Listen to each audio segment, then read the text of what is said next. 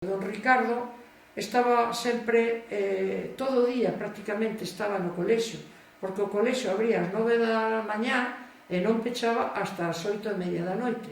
Entonces nós estábamos aquí, prácticamente isto era como un semi-internado, non? Estábamos todo o día.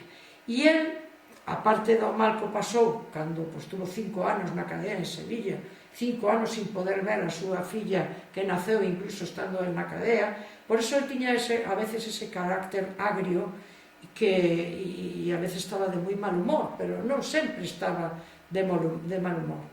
E eu, claro, podo falar de don Ricardo de unha parte de cando eu era nena, que además eu entrei con 4 anos, e eu era unha persona así que sempre le preguntaba a todo o mundo se me quería, así que sempre andaba pedindo cariño, e el me collía no colo, lembro eso, e me levaba a súa casa. Eu recordo que me trataba así con moito cariño de cando era máis nena. Despois